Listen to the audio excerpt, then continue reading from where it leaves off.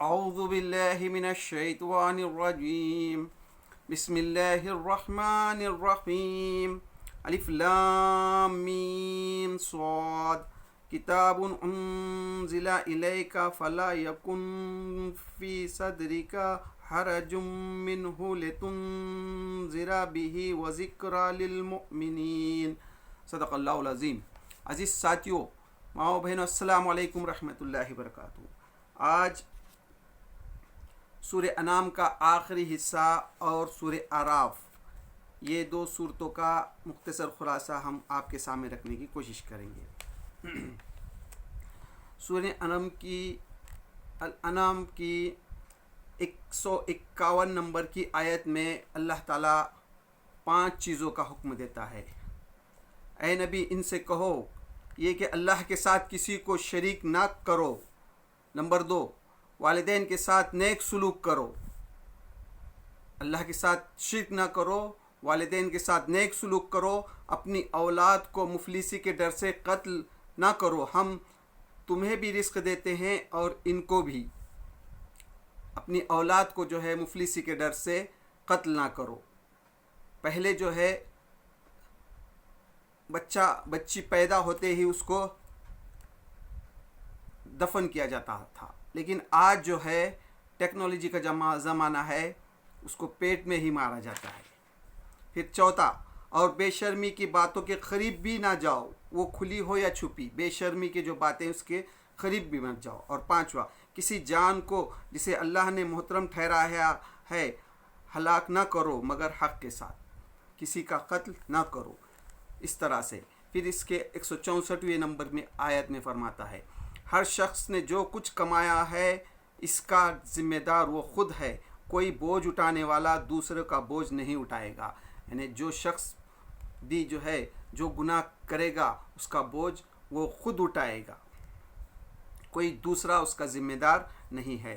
اور آخر 165 نمبر کی آیت میں کرتا ہے، وہی ہے جس نے تم کو زمین کا خلیفہ بنایا اور تم میں سے بعض کے مقابلے میں زیادہ بلند درجے دیے تاکہ تم کو آزمائش کرے۔ اللہ تعالیٰ نے جو ہے دنیا میں انسان کو خلیفہ بنا کر بھیجا ہے اور ایک کو دوسرے پر فضیلت عطا کی ہے تاکہ تم کو آزمائش کرے، آزمائے۔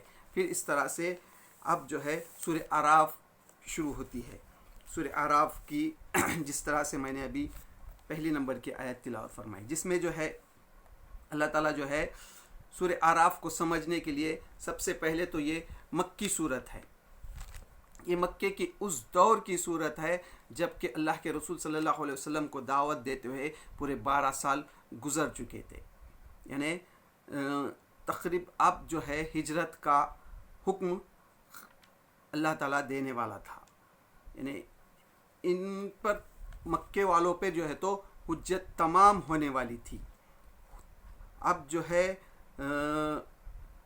اس صورت میں جو ہے یہودیوں سے بھی خطاب ہے کہ انہوں نے جو پیغمبروں کو جھٹلایا، پیغمبروں پر ایمان لانے کے بعد منافقانہ روشنی اختیار کرنے اور حق و باطل کی تمیز سے واقف ہو جانے کے بعد باطل پرستی کا انجام کیا ہوتا ہے، یہ بھی ان پہ بتایا گیا ہے۔ اور سورہ کے آخر میں جو ہے نبی کریم صلی اللہ علیہ وسلم اور صحابہ رضی اللہ تعالیٰ عنہ کو حکمت اور تبلیغ کی اہم ہدایت دی گئی ہیں۔ پھر اس صورت میں جو ہے مخالفین کے مقابلے میں صبر و ضبط سے کام لو، جذبات میں آ کر جو ہے تو ایسا کوئی غلط اقدام نہ اٹھاؤ جس سے جو ہے اس دعوت کو نقصان پہنچے، اس کی بھی تنبیہ کی گئی ہے۔ اور پھر جو ہے اس کے جو ہے اب صورت میں جو ہے یہ دوسرے رکوع میں جو ہے اللہ تعالیٰ جو ہے آدم علیہ السلام کا واقعہ بیان کرتا ہے، جس میں جو ہے فرشتوں سے کہتا ہے کہ آدم کو سجدہ کرو، لیکن شیطان جو ہے وہ انکار کرتا ہے۔ تو اس میں جو ہے دوسرے رکوع میں آدم علیہ السلام کا واقعہ اللہ تعالیٰ سورہ اعراف میں بیان کرتا ہے۔ پھر اس کے 26ویں آیت نمبر میں فرماتا ہے کہ ہم نے تم پر لباس نازل کیا ہے اور بہترین لباس جو ہے تو تقوی کا لباس ہے. یعنی اللہ تعالیٰ نے جو ہے پہلے دن سے جب آدم علیہ السلام کو پیدا کیا تھا اسی وقت سے جو ہے اللہ تعالیٰ نے لباس اتارا ہے. لباس اور بہترین لباس جو ہے تو تقوی کا لباس ہے کہتا ہے. پھر اس کے آگے جو ہے 34ویں نمبر میں اللہ تعالیٰ فرماتا ہے ہر قوم کے لیے مہلت کی ایک مدت مقرر ہے. یعنی ہر قوم کو اللہ تعالیٰ ایک وقت تک مدت دیتا ہے. پھر جب کسی قوم کی مدت پوری ہو جاتی ہے تو ایک گھڑی بھی تاخیر نہیں ہوتی. جب اس کی مدت پوری ہو جاتی ہے تو ایک گھڑی بھی اس کی تاخیر نہیں ہوتی ہے. پھر آگے 40ویں نمبر میں آیت میں فرماتا ہے جن لوگوں نے اللہ کی آیت کو جھٹلایا ہے سرکشی کی ہے اس کی مثال جو ہے جو اللہ کی آیتوں کو جھٹلاتے ہیں اور سرکشی کرتے ہیں اس کی مثال اللہ تعالیٰ جو ہے کہتا ہے کہ ان کا جنت میں جانا اتنا ہی ناممکن ہے جتنا سوئی کے ناک سے اونٹ کا گزر جانا. یعنی سوئی کے نوک جو ہے اس میں سے اونٹ گزر سکتا ہے کہ نہیں, تو اسی طرح جنت میں وہ بالکل نہیں جا سکتے. پھر اس کے 44ویں نمبر کی آیت میں اللہ تعالیٰ جو ہے نا قیامت کے دن جو ہے جنت والے اور دوزخ والوں سے پکار کر کہیں گے کہ ہم نے ان کے سارے وعدے کو ٹھیک پایا جو ہمارے رب نے ہم سے کیے تھے. یعنی قیامت کے دن جو ہے جنت والے دوزخ والے لوگوں کو یعنی ان کے ساتھ گفتگو ہوگی. جنت والے اور دوزخ والوں کے بیچ میں جو ہے اس دن جو ہے جنت والے کہیں گے دوزخ والوں کے ہم کو جو اللہ تعالیٰ نے جو وعدہ کیا تھا وہ ہم کو وہ وعدہ جو ہے تو ٹھیک پایا. اور جو ہے ان دونوں کے بیچ میں ایک دیوار ہوگی جنت والوں کے درمیان میں اور جہنم والے کے درمیان میں جو ہے تو ایک دیوار ہوگی جس کی بلندیاں آراف پر کچھ اور لوگ بیٹھے ہوں گے. یہ سورہ آراف اسی کا ہے. یعنی وہ دیوار ہوگی وہ آراف اس پر جو ہے تو کچھ لوگ بیٹھے ہوئے ہوں گے اور ہر ایک کو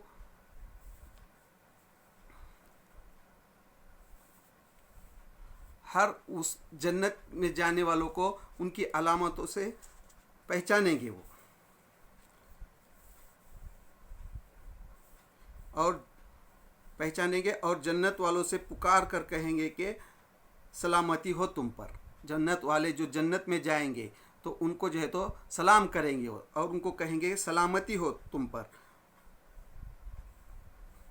جنت میں داخل تو یہ لوگ جو ہے تو جنت میں تو داخل نہیں ہوں گے لیکن اس کے امید رہیں گی ان کو کہ یہ بھی جنت میں جائے. یہ امید رہیں گی ان کو. یہ جنت کے بلندیوں پر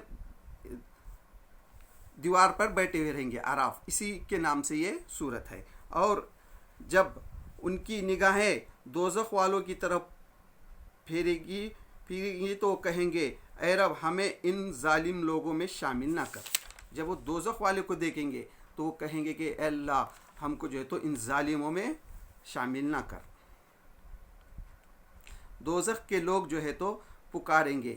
کچھ دوزخی جو ہیں یہ جو ہے تو پکار کر کہیں گے کچھ تھوڑا سا پانی ہم پر ڈال دو یا جو روزی اللہ نے تمہیں دی ہے اس میں سے کچھ پھینک دو. وہ جواب دیں گے. دوزخی جو ہے تو جنت والی سے کہیں گے کہ تھوڑا سا جو پانی ہے ہم پر بھی ڈال دو, جو اللہ نے تم کو روزی دی ہے وہ ہم کو بھی دے دو. تو وہ جواب دیں گے کہ اللہ نے یہ دونوں چیزیں تم پر یعنی انکار کرنے والوں پر حرام کر دی ہے آج. اس طرح سے جو ہے اس وقت جنت والوں کے اور دوزخ والے کی گفتگو ہوگی. قیامت کے دن جو ہے تو جنت والے کی اور دوزخ والے کی کیا ہوگی, گفتگو ہوگی. پھر اس کے بعد جو ہے 8ویں رکوع سے لے کے 8ویں پارے کا جو ہے تو 8ویں رکوع میں جو ہے نوح علیہ السلام کا واقعہ بیان کیا گیا ہے. اس میں 8ویں 9ویں 10ویں 11ویں رکوع میں جو ہے 4 قوموں کا ذکر ہے.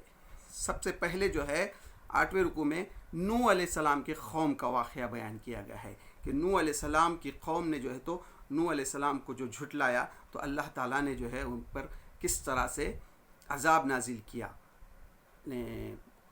طوفان جو آیا تو اس طرح سے وہ کس طرح ان کو غرق کیا.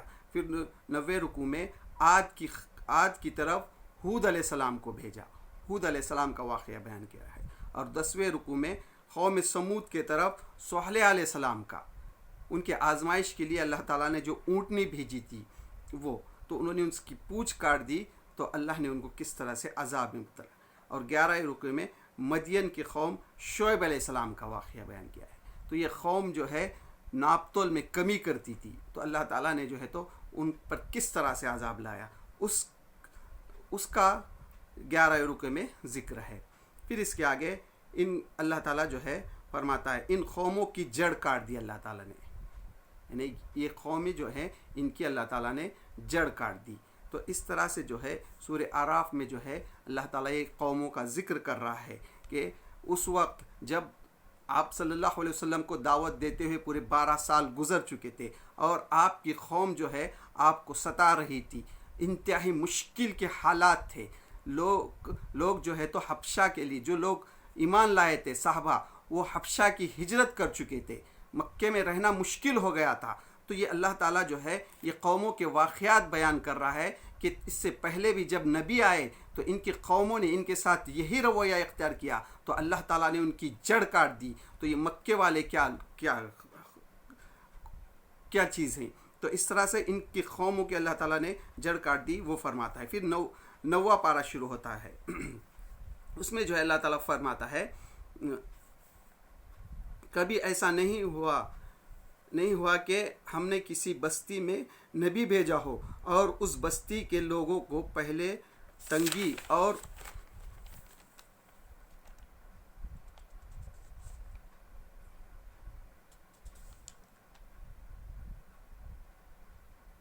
سختی میں نہ ڈالا ہو، شاید کہ وہ سدھر جائے. اللہ تعالیٰ نے جو آزمائش کے طور پر پہلے ان کو تنگی اور سختی میں ڈالا، پھر جو ہے تو پھر بدحالی کو خوشحالی میں بدل دیا. پھر اللہ تعالیٰ جو ہے ان کی بدحالی کو تو ہے خوشحالی میں بدل دیا، یہاں تک کہ وہ خوب پھلے پھولے. یعنی پہلے اللہ تعالیٰ جو ہے تو پہلے قوموں کو تنگی اور مصیبتوں میں مبتلا کرتا آزمائش میں، پھر جو ہے تو ان کو خوشحالی دیتا ہے. اور پھر جو ہے خوشحالی دینے کے بعد وہ قوم کہتی ہے وہ تاکہ وہ پھلے پھولے، پھر وہ کہنے لگے کہ ہمارے بزرگوں کو پر بھی اچھے اور برے دن آتے ہی رہے تھے. جب خوشحالی دیتا ہے اللہ تعالیٰ تو وہ کہتے ہیں وہ قوم کہ ہمارے بزرگوں پہ بھی ایسے دن آتے تھے، یہ کوئی نئی بات نہیں ہے. پھر اس کے بعد جو ہے تو آخرکار انہیں اچانک پکڑ لیا اور انہیں خبر تک نہ ہوئی. یعنی جب ان کی خوشحالی آتی تھی تو اللہ تعالیٰ اچانک پکڑ لیتا تھا کہ اور یعنی ان کو پتہ بھی نہیں ہوتا تھا. یعنی خوشحالی میں اتنے بدمست رہتے تھے کہ وہ اللہ یعنی ان کو اور وہ کیا کہتے تھے کہ ایسے اچھے برے اور دن تو آتے ہی رہتے ہیں، ہمارے بزرگوں پہ بھی ایسے دن آتے تھے، لیکن اللہ تعالیٰ پھر خوشحالی دیتا ہے، خوشحالی میں بھی ان کو پکڑ لیتا ہے. پھر آگے اللہ تعالیٰ فرماتا ہے پھر جو ہے اس کے آگے جو ہے پھر موسیٰ علیہ السلام کا واقعہ بیان کرتا ہے اللہ تعالیٰ. موسیٰ علیہ السلام اور فرعون کا. ہم نے موسیٰ کو اپنی نشانی کے ساتھ فرعون اور اس کی قوم کے سرداروں کے پاس بھیجا. اللہ تعالیٰ نے جو ہے اپنی نشانی لے کر جو ہے تو موسیٰ علیہ السلام کو فرعون اور اس کی قوم کی طرف بھیجتا ہے. تب ہم نے ان سے بدلہ لیا اور انہیں سمندر میں ڈبو دیا. تو موسیٰ علیہ السلام کا بڑے تفصیل سے واقعہ ہے اس میں. تو اللہ تعالیٰ جو ہے جب فرعون اور اس کی قوم سردار نہیں مانتے تو اللہ تعالیٰ آخر میں ان کو سمندر میں ڈبو دیتا ہے. یہ تفصیل سے موسیٰ علیہ السلام کا اس میں واقعہ ہے. پھر اس کے آگے ہم نے موسیٰ کو 30 رات وہ دن کے لیے سینا کے پہاڑ پر بلایا. اللہ تعالیٰ پھر اس کے آگے جو ہے تو جب فرعون کی قوم غرق ہو جاتی ہے، اللہ تعالیٰ اس سرزمین کا جو ہے تو موسیٰ علیہ السلام کے قوم کو، بنی اسرائیل کو اس کا وارث بناتا ہے. پھر اس کے بعد موسیٰ علیہ السلام کو اللہ تعالیٰ جو ہے تو 30 دن کے لیے سینا کے پہاڑ پہ بلاتا ہے اور مزید جو ہے تو 10 دن اور بڑھاتا ہے، یعنی 40 دن. پھر اللہ نے موسیٰ کو تختی پر لکھ کر ہدایت دی. پھر وہاں پر جو ہے تو تختیوں پر لکھ کر اللہ تعالیٰ نے موسیٰ علیہ السلام کو ہدایت دیتا ہے. پھر اس کے پیچھے جو ہے جب موسیٰ علیہ السلام پہاڑ پر جاتے ہیں تو اس کے پیچھے جو ہے تو ان کی قوم جو ہے اپنے زیورات سے سامری نے ان کو بھلائے میں ڈال دیا، اور سامری کے بہکاوے میں آ کے وہ اپنے زیورات سے جو ہے ایک بچڑا بناتے ہیں، اور بچڑے میں سے جب ہوا گزرتی ہے تو اس میں جو ہے تو بیل کی سی آواز آتی ہے، تو انہوں نے وہ بچڑے کو معبود بنا لیا۔ تو اس کا ذکر کرتا ہے اللہ تعالیٰ یہاں پر بڑی تفصیل سے جو ہے تو موسیٰ علیہ السلام کے قوم کا اللہ تعالیٰ یہاں پر ذکر کرتا ہے۔ پھر اس کے بعد موسیٰ علیہ السلام آتے ہیں اپنی قوم سے، اور ان کے پیچھے جو ہے تو ہارون علیہ السلام کو وہاں پر ان کا جانشین بنا کر یہ کرتے ہیں۔ پھر موسیٰ علیہ السلام غصے میں آتے ہیں، پھر اپنے قوم کو یہ کرتے ہیں، پھر دعا مانگتے ہیں۔ پھر اس کے بعد جو ہے اللہ تعالیٰ جو ہے اس میں سے جو ہے جو معبود بنائے تو ان کو سزا دیتا ہے۔ پھر اس کے بعد جو ہے تو موسیٰ علیہ السلام کا ہر واقعہ جو ہے تو بڑی تفصیل سے آتا ہے۔ ایک پانی کے لیے جو موسیٰ علیہ السلام کے 12 جو قبیلے تھے، تو پانی کے لیے اللہ تعالیٰ ان کو اشارہ کرتا ہے کہ پہاڑ پر اپنا عصا مارو، تو وہاں پر 12 چشمے نکلتے ہیں، اور 12 چشموں سے جو ہے تو وہ قوم جو ہے تو پانی لیتی ہے۔ ہر قوم کا جو ہے تو ایک چشمہ ہوتا ہے۔ پھر اس کے آگے جو ہے اللہ تعالیٰ اس میں جو ہے ایک بنی اسرائیل کا ایک بستی کا واقعہ بھی بیان کرتا ہے، جسے اللہ تعالیٰ نے جو ہے تو آزمایا تھا۔ وہ تھا سبت کا دن، یعنی ہفتے کا دن، شنیوار کے دن جو ہے تو ان سے جو ہے تو صرف اور صرف عبادت کرنا تھا۔ جس طرح سے ہم کو جمعہ کا دن دیا گیا ہے، جمعہ کے دن صرف اور صرف اذان سے لے کر جمعہ کی اذان سے لے کر نماز تک، خطبے تک کوئی کام نہیں کرنا ہے۔ اس وقت جو ہے کوئی تجارت نہیں کرنا ہے۔ اذان سے پہلے جو ہے تو سب کام چھوڑ کر مسجد میں آنا ہے، تو اور اس درمیان میں ہر چیز جو ہے تو ہمارے لیے حرام ہے۔ تو اس طرح سے پورے ہفتے کا ایک دن، پورا ایک دن تھا ان کو جو ہے تو خالص عبادت نہیں، اللہ کی عبادت کرنا تھا، کاروبار نہیں کرنا تھا۔ لیکن اس قانون کو توڑا انہوں نے، تو ان کو جو ہے تو اللہ تعالیٰ نے بندر بنایا۔ تو یہ اس میں جو ہے تو تین قسم کے لوگ ہیں۔ ایک جو ہے کھلا نافرمانی کرتے تھے، ایک جو ہے تو کہتے تھے ہم کو حکم ہو گیا ہے، ہم جو ہے تو صرف عبادت کریں گے، دوسرے لوگوں سے کوئی لینا دینا نہیں۔ اور تیسرا گروہ تھا جو ہے تو خود بھی عبادت کرتا تھا اور دوسرے جو نافرمان کرتے تھے تو ان کو بھی سمجھاتا تھا۔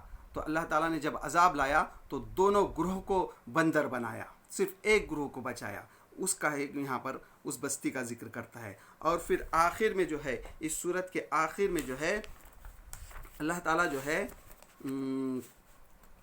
سورت کے اختتام پر جو ہے ایک واقعہ بنی آدم کو واقعہ بھی یاد دلاتا ہے۔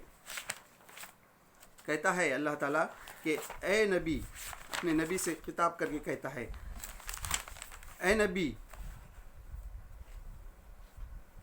لوگوں کو یاد دلاؤ واقعہ جب تمہارے رب نے بنی آدم کے پشتوں سے ان کی نسلوں کو نکالا تھا اور انہیں خود ان کے اوپر گواہ بناتے ہوئے پوچھا تھا، کیا میں تمہارا رب نہیں ہوں؟ یہ واقعہ بھی بیان کرتا ہے کہ اللہ تعالیٰ نے جو ہے آدم علیہ السلام سے پہلے دنیا میں جو انسان، پہلا انسان آدم علیہ السلام اور قیامت تک آنے والا آخری انسان، ان سب کی روح کو اللہ تعالیٰ نے عالم ارواح میں جمع کر کر ان سے وعدہ لیا ہے۔ کیا سب پر گواہ بناتے ہوئے وعدہ لیا ہے، بتاؤ تمہارا رب کون ہے؟ ہماری سب کی روح نے جواب دیا، اللہ تو ہی ہمارا رب ہے۔ پھر اللہ تعالیٰ نے وہاں پر ہم کو سلا دیا۔ پھر جس کا جیسا وقت آتا ہے وہ دنیا میں آتا ہے۔ اس کا یہ واقعہ جو ہے اس کا ذکر یہاں پر اللہ تعالیٰ کرتا ہے کہ ان کو یاد دلاؤ واقعہ کہ جب انہوں نے کہا ضرور آپ ہی ہمارے رب ہیں، اس پر گواہی دیتے ہیں، ہم نے اس لیے کیا کہ کہیں تم قیامت کے روز یہ نہ کہہ دو کہ ہم تو اس بات سے بے خبر تھے، یا یہ نہ کہنے لگو کہ شرک کی ابتدا تو ہمارے باپ دادا نے ہم سے پہلے کی تھی اور ہم بعد کو ان کی نسل سے پیدا ہوئے۔ پھر کیا آپ ہمیں اس قصور میں پکڑتے ہیں جو غلط کار لوگوں نے کیا ہے؟ دیکھو اس طرح ہم نشانیاں واضح طور پر پیش کرتے ہیں اور اس لیے کرتے ہیں کہ یہ لوگ پلٹ آئے. تو اس طرح سے یہ یاد دہانی بھی کرتا ہے لوگوں کو اللہ تعالیٰ کہ ہم نے تم سے وعدہ لیا ہے. پھر اس طرح سے یہ سورت جو ہے اختتام کو پہنچتی ہے. پھر آخر میں اللہ تعالیٰ اپنے نبی سے صبح شام جو ہے اللہ کو یاد کرنے کی اور ذکر کرنے کی، اللہ کو یاد کرو اور اللہ کا ذکر کرو. اس طرح سے سورت جو ہے تو اختتام کو پہنچتی ہے. تو اللہ سے دعا اللہ ہم جو قرآن مجید کو سمجھنے کی کوشش کر رہے ہیں، اللہ قرآن مجید کی صحیح سمجھ نصیب عطا فرما، اور اس میں ہم سے جو بھی سمجھنے میں غلطی ہو رہی ہے اس کو معاف کر دے. وآخر الدعوانا الحمد للہ رب العالمین.